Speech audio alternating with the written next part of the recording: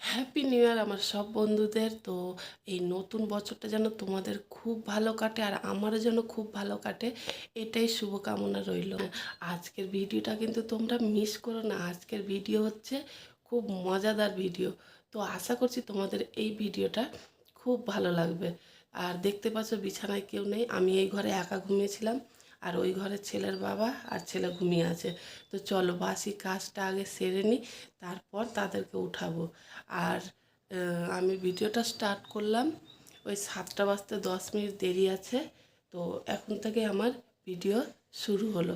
তো দেখতে থাকো, আশা করছি আজকের ভিডিও তোমাদের খুব খুব ভালো লাগবে। তো চলো আমি বাসি কাজগুলো আগে সেরে নিই। আর হ্যাঁ, আমার গলার আওয়াজটা একটু তোমরা ইগনোর করো, কারণ ওই যে বললাম এত পরিমাণে কাশি হচ্ছে, গলা ব্যথা মানে এখনও সারেনি, কারণ আমি ওষুধই খাইনি।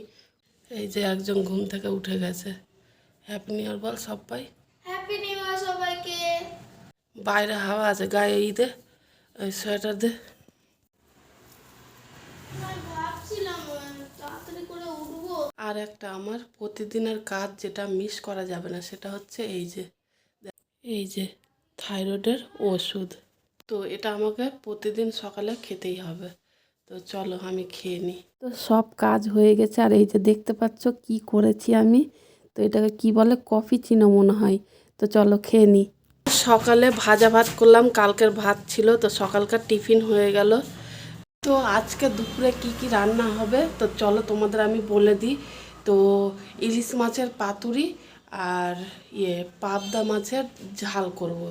তো চলো তোমাদের দেখাই। এই যে দেখতে পাচ্ছ আমার ইলিশ মাছের পাতুরির জন্য মশলা রেডি হয়ে গেছে। এখানে দিয়েছি কালো সর্ষে, সাদা সর্ষে আর পোস্ত দিয়ে মিক্সিতে বেটে নিয়েছি। তারপরে দিয়েছি টক দই আর লবণ, হলুদ আর হালকা করে একটু চিনি, ব্যাস। তো চলো এবার আমি এই যে কলা পাতাগুলো একটু এখানটায় সেঁকে নিই, সেঁকে নিয়ে মুড়িয়ে পাতুরির আকারে তৈরি করি। আর এদিক দিয়ে এখন এত গাড়ি যাবে না, প্রচুর গাড়ির আওয়াজ হবে। তো তো দুপুরের দিকে আর রান্না করার পর তোমাদের সামনে আসতে পারিনি, খাওয়া দাওয়ার সময়ও আসতে পারলাম না। তো একবারে রেডি হয়ে তোমাদের সামনে আসলাম। চলো ফুল লুকটা দেখাই। তো কেমন লাগছে বললো। তো এই যে বেরিয়ে পড়লাম, দেখতেই পাচ্ছ। তো স্কুটিতে যাব, তো দেখাচ্ছি তোমাদের দাদাভাই আর ছেলেকে, ওই যে দেখতে পাচ্ছ। আর এই যে চেয়ারে বসে আছে, এটা হচ্ছে আমার মেজো ভাসুর।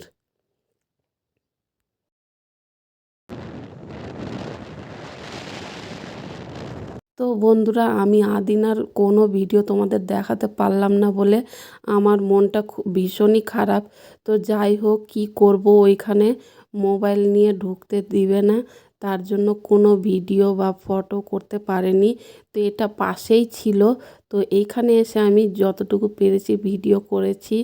তো জানি না তোমাদের কেমন লাগবে, কিন্তু আমার মনে হয় তোমাদের খুব ভালোই লাগবে যতটুকুই আমি করি না কেন। তো আমরা ঘুরে বাড়ি চলে আসলাম।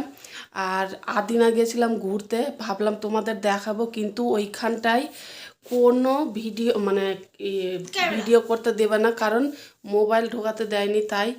আর মোবাইল লুকিয়ে নিয়ে গেছিলাম, কিন্তু ধরা পড়ে গেছিলাম।